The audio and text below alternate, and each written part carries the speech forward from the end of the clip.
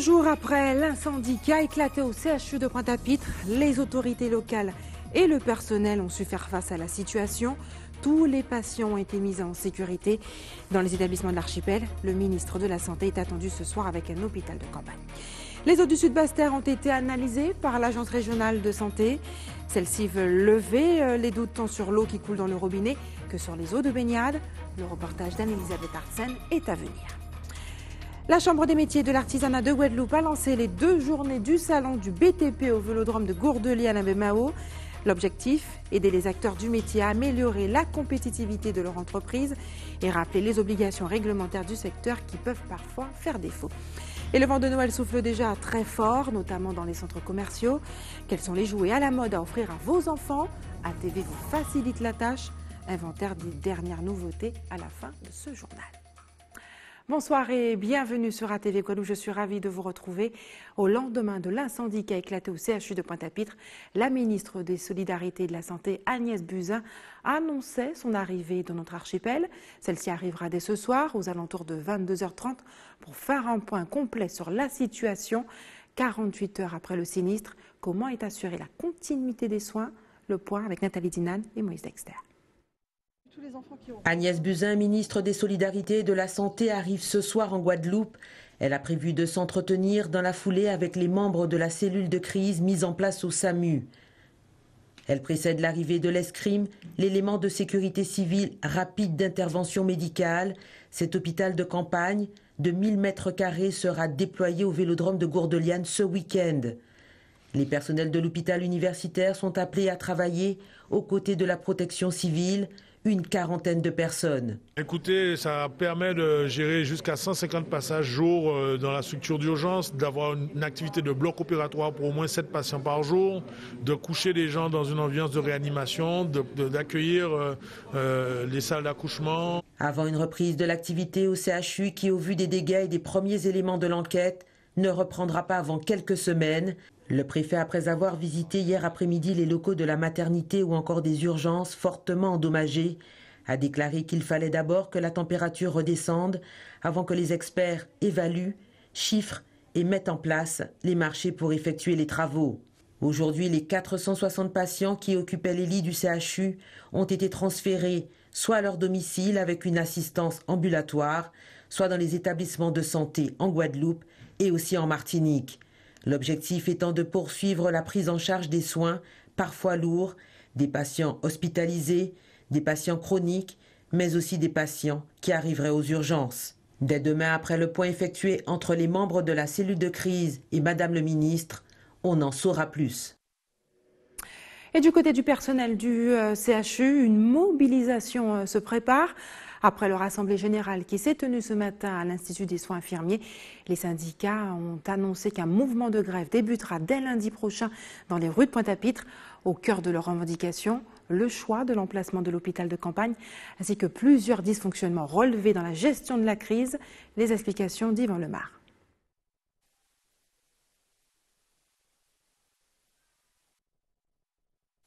Le principal point à l'ordre du jour était la gestion de crise au CHU. Durant 2 heures, plusieurs dysfonctionnements ont été évoqués. Aujourd'hui, nous des agents CHU qui même savent là où ils placés, le cas où ils faire. Donc, il y a des informations de la direction qui peuvent faire comprendre que tout est bien géré, tout est bien. Mais finalement, nous avons retrouvé dans une situation qui déplorable parce que tout est, il n'y a pas dit tout est. Alors, ce qui dérange nous déjà, c'est qu'il y a besoin de mettre un hôpital de campagne. Donc, ils ont hôpital de campagne, donc il y avait des tentes. Il y a besoin de mettre un parking à vélodrome, donc en face à Destreland. Et nous savons bien qu'elles sont axes routiers qui sont souvent embouteillés. Donc, déjà, on a accès à des urgences, à des réanimations, qui est très difficile alors que nous n'avons pas aucune qui vide au CHU. Donc, déjà, c'est un premier problème. Deuxièmement, ni certains services, ils ont dit qu'ils peuvent rentrer dans certains services. Pourtant, nous portons pour nous pour dire nous que des experts passés pour dire nous l'État CHU là, sachant que son CHU qui est déjà un rapport qui était fait. Quelques années pour dire nous que son CHU qui est qui pourri.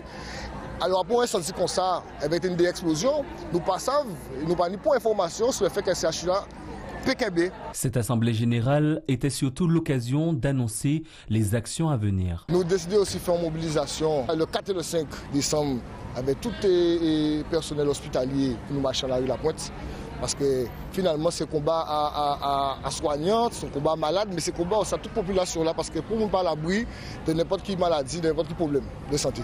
Après cette assemblée générale, un document nommé « Déclaration de l'UTS-UGTG à propos de l'incendie du 28 novembre 2017 au CHU » a été remis au conseil de surveillance du centre hospitalier. Et les 8 patients souffrant des plus graves pathologies ont été transportés par avion militaire jusqu'au centre hospitalier de Fort-de-France en Martinique. Retour sur leur arrivée avec Loïc Régis. 16h30, c'est à bord de cet avion militaire que 8 patients guadeloupéens sont rapatriés en Martinique. Des cas urgents qui doivent rapidement retrouver le service de réanimation du CHUM. Ils sont transportés à bord d'ambulances réquisitionnées pour l'occasion. 3 motards de la police nationale ouvrent la voie, surtout à cette heure de pointe. Notre but aujourd'hui, c'est de faciliter le passage pour permettre aux ambulances de faire le trajet de la base militaire au CHU. Donc en gros, on va récupérer des personnes qui sortent du CHU de la Guadeloupe. Une mission finalement ordinaire pour les ambulanciers, juste chargés du transport des malades. On nous a réquisitionné dès midi et demi et on attendait juste l'avion. Une fois qu'ils sont arrivés, on a fait le nécessaire. À la base, c'est un transport de malades. Ils ont différentes pathologies que je ne connais pas, alors je peux rien dire là-dessus. Et que vous avez vu les patients qui sont arrivés sur la plateforme aéroportuaire, voilà. Si peu d'informations nous sont données, nous savons néanmoins qu'une deuxième rotation devrait avoir lieu ce soir, vers 22h. Et comment aider les étudiants à gérer leur santé? C'est pour répondre à cette question que l'Agence régionale de santé et la Mutualité française a organisé aujourd'hui une journée inter-établissement au gymnase Valère de Bemao. Celle-ci a rassemblé près de 1000 étudiants. Reportage Karen Diama. Pour cette 3e édition, l'organisation de cette journée inter-établissement s'est voulue simple et pratique pour que chacun s'y retrouve. C'est un grand moment de cohésion sociale déjà, de cohésion tout court, entre lycéens, entre étudiants. Et les faire se rencontrer à travers des tournois sportifs, pour leur inculquer la nécessité de pratiquer une activité physique régulière, qui n'est pas forcément une activité sportive, mais une activité physique régulière. Ensuite, on profite de ces rencontres pour les faire parcourir des stands de prévention, d'information et d'éducation à la santé autour de thématiques comme les maladies chroniques, les hépatites, les cancers, l'obésité, etc. Loin des activités sportives habituelles, lycéens et étudiants ont pu profiter des bienfaits multiples d'un bootcamp. Nous savons que nous avons un grand problème en fait, même d'obésité, ce genre de choses en Guadeloupe. Donc il est important donc, dès le plus jeune âge et même donc, au niveau des lycéens et des étudiants donc, de se mettre au sport pour leur développement en fait, personnel. Étant étudiant, nous n'avons pas toujours une bonne alimentation, donc c'est important de faire toujours du sport et se tenir en forme. Autre défi de cette journée, permettre à cette génération de se familiariser avec les services que leur propose la sécurité sociale. Aujourd'hui, j'ai vu tout à l'heure certains, je leur dis la sécurité sociale, vous connaissez, oh non, non, c'est ma maman, Amélie, vous connaissez, oh non, non, c'est ma tati. Donc, je veux que pour aujourd'hui, on leur présente ce que c'est, on leur dise ce que c'est, même si ils ne sont pas encore véritablement assurés social chez nous, ils sont que des ayants droit. C'est très intéressant pour nous tous d'ailleurs, ça nous apprend beaucoup de choses. On peut poser beaucoup de questions, peut-être sur des choses qu'on ne connaissait pas. Cette 3e édition a réuni 30 lycées et 1120 élèves. Et le suicide chez les jeunes, cette problématique interpelle les professionnels de la santé mentale. En Martinique, une rencontre interprofessionnelle était organisée hier à l'Institut de formation pour adultes à Schellcher. En quoi la médiation peut-elle prévenir un passage à l'acte? Reportage Guy Raphaël René. Brice, comme une dizaine d'autres stagiaires, suit la formation d'agents de médiation. Aujourd'hui, dans le cadre de leur parcours, ils ont convié différents professionnels et partenaires afin de démontrer l'importance de la médiation dans la prévention du suicide chez les jeunes. J'ai connu des personnes qui justement voulaient pour cause de mal-être. Donc je me dis que mine de rien, il y a quand même beaucoup de personnes qui y pensent des fois et il faudrait en parler. Il faut faire de la prévention parce que c'est important. J'ai grandi dans un quartier difficile et j'ai vu plein de choses qui m'ont poussé à aider les gens qui faisaient partie de mon entourage, parce que la plupart des gens qui étaient dans mon entourage avaient des difficultés. Le formateur nous apprend, par le bien d'activité, à exercer pour plus tard pour le métier de médiateur. Donc on a quand même 3 activités types. Participer au lien social, réguler les conflits en temps réel et participer à un projet. D'où l'action menée aujourd'hui, le suicide chez les jeunes. Parmi les intervenants, le docteur Sigward exerce en psychiatrie. Pour lui, certains signes permettent de détecter une volonté de passer à l'acte. Il faut être attentif à tout ce qui marque la rupture dans le comportement habituel d'une personne. C'est par exemple un enfant qui a une rupture dans sa scolarité, qui parle parfois de façon indirecte, parfois de façon très directe, des situations de violence qu'il vit, qu'il subit. Et donc toutes les personnes qui sont des référents pour lui sont des personnes qui doivent être attentives à son discours et à son comportement et qui doivent détecter les changements qui surviennent dans ses activités, dans ses mots, dans ses paroles. L'écoute, l'un des aspects primordiaux face à une personne en détresse. Fabienne Sainte-Rose est employée à SOS Crise où elle assure une mission de formation de bénévoles, mais aussi et surtout d'écoute des personnes en difficulté. Rien qu'en une année, la structure a reçu plus de 2600 appels téléphoniques de personnes en détresse. La médiation, elle est capitale, mais ça prend intervenir auprès d'un enfant ou d'une victime de violence quand elle est en crise. Ça ne s'improvise pas. D'accord? C'est vraiment un acte professionnel et il faut savoir qu'il y a des attitudes à avoir, même au téléphone, des mots à ne pas employer.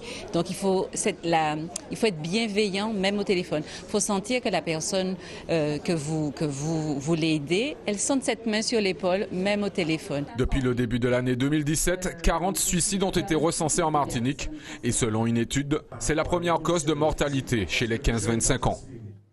Retour en Guadeloupe, les eaux de rivière Saint-Gourbert ne sont pas contaminées. Après la publication des analyses de la municipalité hier, voici que l'Agence régionale de santé vient de conforter ces résultats. Reportage Anne-Elisabeth Artsen. Régulièrement, l'Agence régionale de santé réalise des contrôles de qualité de l'eau. Ce matin, c'est sur la plage de Rivière-Sens que les prélèvements ont été effectués. Cette qualité repose sur deux critères principaux qui sont la microbiologie, avec 2 bactéries qui sont recherchées en tant que traceurs de pollution bactérienne, qui sont les Escherichia coli et les entérocoques. Donc ici on voit les résultats. Les résultats sont très faibles puisque 15 entérocoques pour 100 ml, c'est la limite de détection. Voilà, on est sur de l'eau de mer, c'est un milieu qui n'est pas stérile, donc il faut s'attendre à ce qu'il y ait des bactéries, mais dans toutes les bactéries qui sont présentes dans l'eau de mer, on va rechercher des traceurs d'activité humaine, notamment des germes issus de stations d'épuration ou d'activité humaine ou d'élevage, etc. Donc si ces germes sont en quantité importante, on risque d'avoir des eaux de mauvaise qualité et à ce moment-là, on peut, via le maire, interdire la baignade. À chaque eau sa particularité en matière de prélèvement. Désir Francillette procède toujours ainsi lors de ses analyses. Je suis entré à un certain niveau dans l'eau de mer et il faut, avec ma canne, récupérer l'eau. Surtout, c'est important, à 3 cm de la surface de la mer. Donc là, j'ai fait chauffer le robinet pour tuer les microbes qui sont à l'intérieur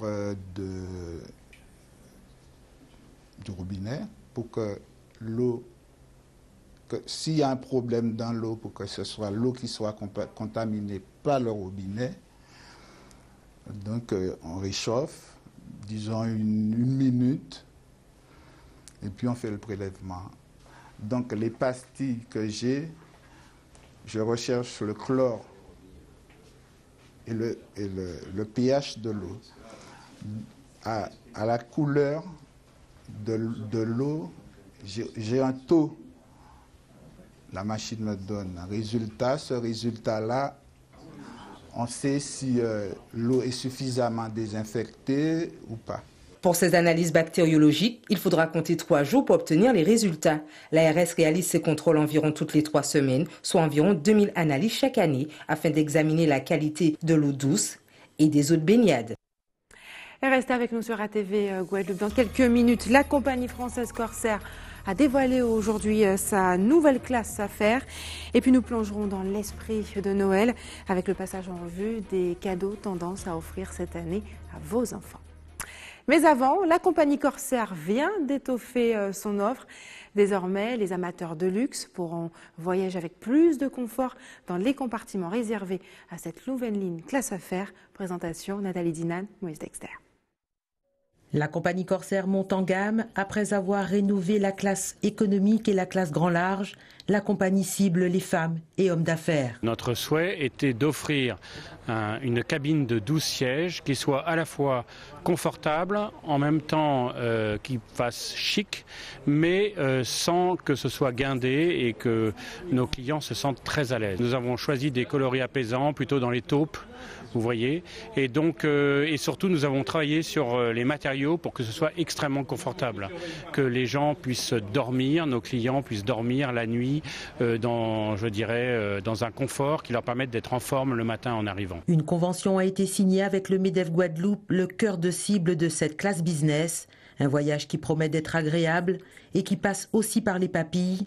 La classe business Corsair offre un menu prestige signé Michel Rostand. Quand on monte dans l'avion, si vous arrivez, vous asseyez, vous avez votre boîte de caviar Pétrosian de 30 grammes, c'est pas rien. Vous avez le cœur de saumon, vous avez un demi-homard breton en salade. Vous voyez. On fait attention à la présentation, au goût. On respecte toutes les contraintes de l'aérien, parce qu'il y a plein de contraintes au niveau des intolérances, des religions, plein de choses. Donc il y a certains produits qu'on ne peut pas mettre. Et là, la fête commence, les vacances commencent, le voyage commence dans de bonnes conditions. Une classe business qui décline le haut de gamme dans la décoration de la cabine, le confort, la gastronomie, avec un personnel attentif au bien-être de chaque client. De quoi donner envie de s'envoler en tout cas.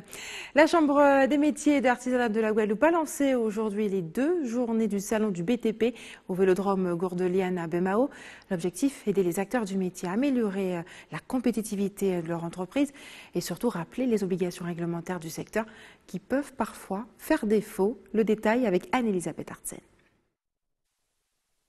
2 journées pour parler du BTP. C'est l'initiative de la Chambre des métiers à l'attention des professionnels du bâtiment et des travaux publics. En fait, notre action, elle porte vraiment sur l'accompagnement des chefs d'entreprise artisanales à monter en compétences. Ce qu'on entend par la montée en compétences, c'est vraiment être compétitif.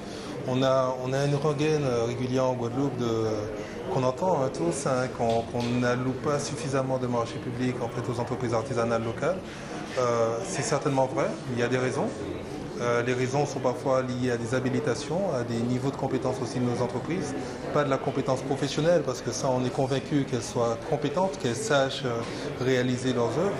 Mais sur des habilitations, ce que je considère comme des habilitations liées au management de la sécurité, au management environnemental, à la compétence sur la rédaction des mémoires techniques et la réponse aux appels d'offres.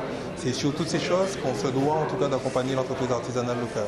La stratégie pour nous, c'était vraiment de confronter l'artisan aux partenaires du travail. J'insiste sur le terme partenaire parce que ce sont vraiment des accompagnants. Loïc Marchou est chef d'entreprise. Son domaine de compétences, la rénovation et la construction. L'occasion pour lui d'approfondir ses connaissances en matière de réglementation. Déjà à titre premièrement d'information, parce qu'en tant que chef d'entreprise dans le secteur du BTP, les choses bougent, on va dire les normes, les critères, aussi l'évolution du travail en elle-même. C'est déjà de s'enrichir avec toutes les informations que nous pouvons en avoir, notamment avec la diète, la chambre des métiers, et aussi le conseil régional avec le responsable des marchés publics. Certaines informations que nous n'avons pas toujours sous la main et qu'il faut s'en imprégner véritablement. Il faut une équipe, il ne faudrait pas que ça soit une personne pour 5 tâches. Non, maintenant c'est fini cette histoire. Il faut une équipe solide, lourde, pour aller jusqu'au bout. Ces journées visant les acteurs des travaux publics et du bâtiment ont donc permis à la profession de faire le point sur ce secteur et ainsi mieux structurer les entreprises afin d'améliorer la qualité de notre BTP. Et voici maintenant une idée de sortie pour ce week-end. Ce samedi 2 décembre aura lieu la 8e édition de Ville Opéra sur le parvis de la mairie de Bemao. Pour nous parler de cet événement qui a vocation à mieux faire connaître l'art lyrique au grand public, la chanteuse Leïla Brédan est avec nous ce soir. Leïla Brédan, bonsoir. Bonsoir. Merci d'avoir accepté notre invitation. Nous sommes ravis de vous recevoir. Vous êtes venu spécialement de Paris pour assister à cet événement Ville Opéra ce samedi 2 décembre au parvis de la mairie de Bemao. Vous êtes artiste lyrique, plus précisément une soprano. Oui. Il s'agit des voix les plus aiguës oui. à l'opéra. Il est rare de retrouver des voix originaires des Antilles qui arrivent à tel niveau dans l'art lyrique. Quel a été votre parcours? Mon parcours a été un peu atypique parce que je n'ai pas su dès l'adolescence que je voulais être chanteuse lyrique. Je l'ai su bien après des études de musicologie et après avoir rencontré mon professeur de chant, Molière Atalis, qui lui-même est de Guadeloupe, mais nous nous sommes rencontrés à Paris. Donc je l'ai rejoint à Paris où j'ai commencé de longues études avec lui sur l'art du chant. Et je suis là aujourd'hui. Quand je pense aux chanteuses lyriques, je pense à ces voix aiguës. Est-ce que finalement, il y a eu des prémices? Vous vous êtes dit, tiens, à un moment donné, tiens, ma voix aiguë gêne tout le monde quand je chante? Alors, ça n'a pas été ma voix aiguë, mais ma voix, tout simplement. Gêne tout le monde. Je dirais que ma famille m'a supportée pendant de longues années et elle me supporte encore. Et voilà, quoi. J'ai toujours su, en fait, que j'aimais chanter. Je n'ai jamais su comment... Enfin, je ne savais pas avant comment ça allait s'exprimer. Et il a suffi d'une rencontre, comme beaucoup de... Enfin, dans la vie, ce sont les rencontres qui font que nous choisissons un cursus, un parcours plutôt qu'un autre. L'art lyrique est souvent perçu comme élitiste, oui. que ce soit en France hexagonale ou en Guadeloupe, dans le monde entier. Hein. À votre sens, faut-il être connaisseur pour l'apprécier? Pour l'apprécier, non. Et d'autant plus que je trouve que la Guadeloupe, la Caraïbe, nous sommes des pays de musique. Donc, je pense que tout le monde peut apprécier la musique en général, quel que soit le style musical. Et souvent, les gens s'étonnent d'avoir cette sensibilité à la musique classique alors qu'ils ne connaissent pas, ils n'ont pas cette culture. Ça s'écoute-t-elle avec les oreilles ou avec le cœur? Les deux. Les deux. Leïla Brédan, vous avez été invitée à montrer toute l'étendue de votre talent lors de la première partie de Barbara Hendricks en Guadeloupe. Est-ce que vous aspirez secrètement, vous aussi, à être désignée comme diva? Alors, le terme diva, c'est vrai que je ne me permettrai pas de dire je voudrais être une diva. Je pense qu'on travaille tous très dur pour arriver à un certain niveau, à un très haut niveau. Je travaille dur pour arriver à un haut niveau et pour y rester. Après, si le public le décide, s'il le souhaite, s'il le ressent et qu'il m'appelle comme ça, je serai effectivement très heureuse. Mais je ne me permettrai pas de m'autoproclamer en tant que telle. Samedi soir, sur le parvis de l'hôtel de ville de Bemao, quelles sont à 19h. À 19h, quelles sont les œuvres que vous interpréterez? Alors, des airs de Mozart, des grands classiques, beaucoup d'airs d'opéra en français. Donc j'espère que le public appréciera. Et des duos avec Fabrizi Falco, un duo avec Jean-Loup Pagési également. Et nous serons tous les trois accompagnés par Julien Leleu à la contrebasse, Benoît Stévaux au piano, ainsi que Jean-Michel Lesdel au piano. Quelle sera la particularité de ce concert qui est unique, qui aura lieu qu'une seule fois, puisqu'il s'agira de ce samedi soir à 19h? La particularité, c'est que nous serons tous les trois avec des voix complètement différentes.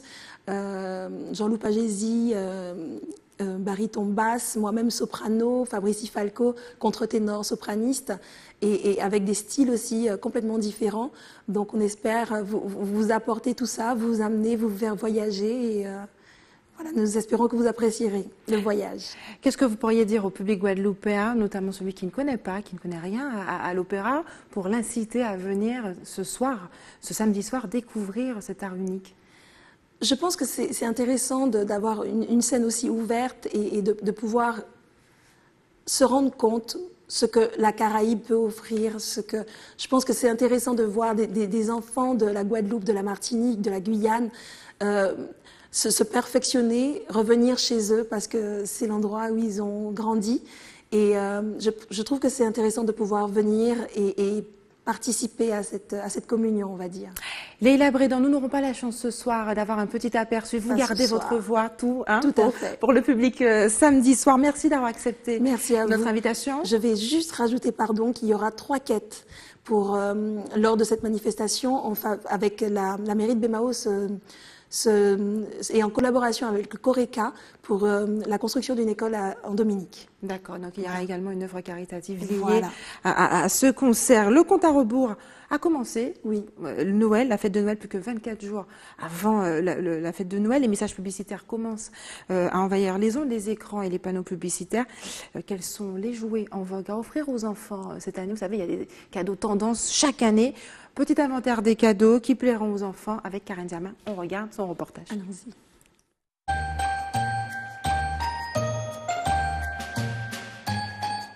Cette année, pour les fêtes de Noël, plus de Reine des Neiges dans les étalages, mais place à une nouvelle héroïne et son univers tropical.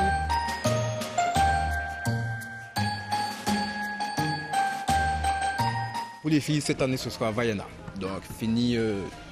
on a mis en parenthèse la Reine des Neiges. Cette année, le nouveau dessin animé de Disney, c'est Vaiana. Donc on a mis l'accent sur Vaiana, notamment cette poupée qui peut interpréter la chanson en 4 langues.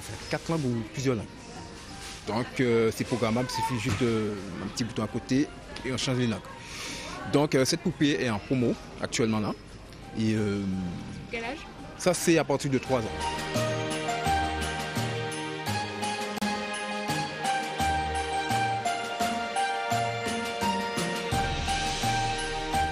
Pas de jaloux, les garçons auront eux aussi droit aux nouveautés avec le grand retour d'un indémodable. Cette année, c'est le grand retour des toupies. Donc on a ce coffret-là qui est à 19,90 €. Donc il se présente avec 4 toupies et 2 lanceurs. Donc on a aussi 2 autres marques. Donc pour l'instant, on a ce modèle-là qui est en promo. À partir de quel âge? Ça, c'est à partir de 6 ans.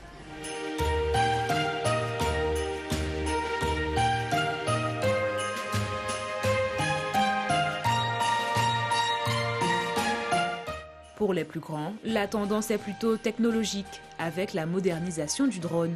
Pour les plus grands, au-delà de 14 ans, cette année, on a encore toujours le drone, mais cette fois-ci, une nouvelle version de drone. Maintenant, fini les drones où on faisait voler pour filmer, maintenant c'est les drones de course et les drones de combat. Donc le coffret se présente avec 2 drones, donc ils peuvent s'amuser à 2, donc s'ils sont 2, donc ils vont faire des duels ou bien soit des courses. Certains classiques ont eux aussi été revisités pour faire partie des tendances de ce Noël. C'est comme le Monopoly, donc on a toujours le Monopoly classique, qui ne change pas. Mais cette année, depuis l'année dernière, c'est décliné en plusieurs versions. Donc vous avez le Monopoly Assassin's Creed, donc tiré des séries, vous avez le Monopoly tiré des jeux de société, des jeux vidéo, et des Monopoly tirés des dessins animés comme les Pokémon. Et toujours vous avez le classique, comme je l'ai dit, le Monopoly électronique avec la carte bancaire. Et vous avez aussi le Monopoly tire aussi des casinos, le Monopoly Jackpot. Donc une vaste déclinaison du Monopoly. Donc le Monopoly classique, c'est vu ajouter d'autres Monopoly. Indémodable, tendance, classique revisité. Les jouets de Noël se commanderont par milliers.